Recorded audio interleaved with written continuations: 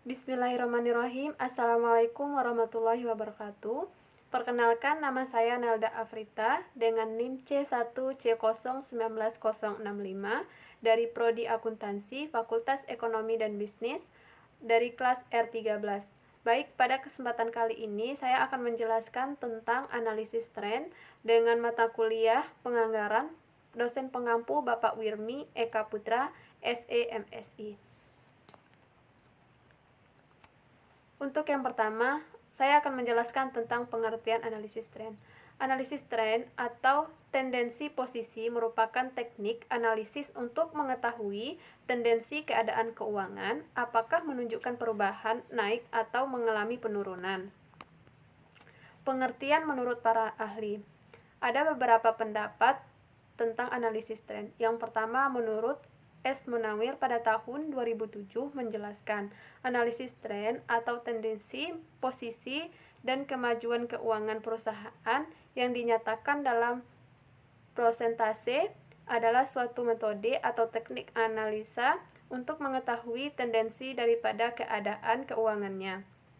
Apakah menunjukkan tendensi tepat, naik, atau bahkan turun.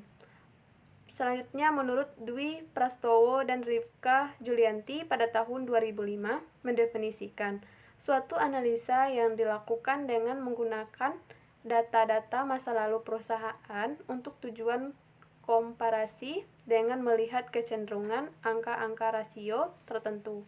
Dapat diperoleh gambaran apakah rasio-rasio tersebut cenderung naik, turun, atau relatif konstan. Dari gambaran ini akan dapat dideteksi masalah-masalah yang sedang dihadapi oleh perusahaan dan dapat diobservasi baik buruknya pengelolaan perusahaan.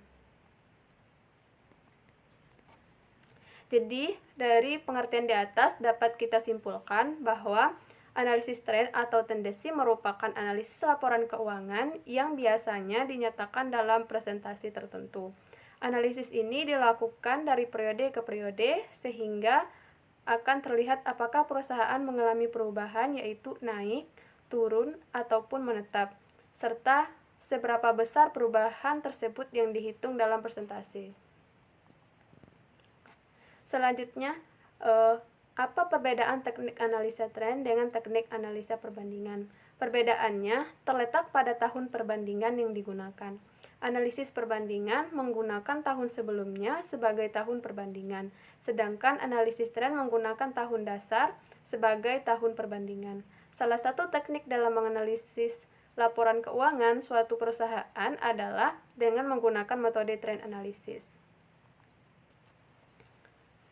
Selanjutnya, perhitungan tren. Ada dua cara untuk menghitung tren, yaitu yang pertama, tren dalam bentuk persentase. Pada bentuk persentase, tren dalam persentase dihitung dengan memilih tahun pertama sebagai dasar perbandingan atau sebagai tahun dasarnya menurut Jarwanto pada tahun 1999. Tahun dasar menurut Yusuf pada tahun 2000 adalah tahun pertama dari seluruh periode yang dianalisis.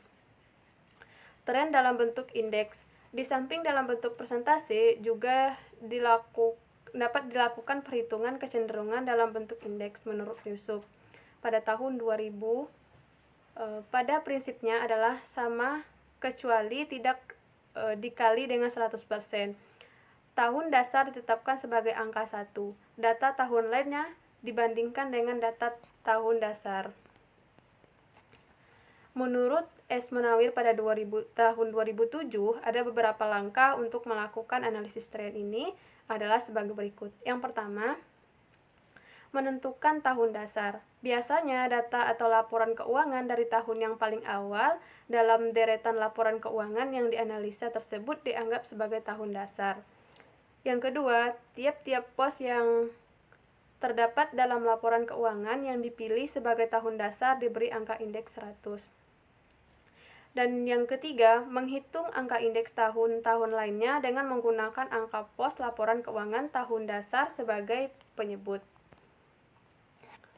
Selanjutnya, peramalan. Ada beberapa pengertian mengenai peramalan penjualan. Di antaranya, peramalan penjualan adalah perkiraan atau proyeksi secara teknis permintaan konsumen potensial untuk suatu waktu tertentu dengan berbagai asumsi. Peramalan penjualan juga diartikan sebagai perkiraan mengenai suatu yang belum terjadi.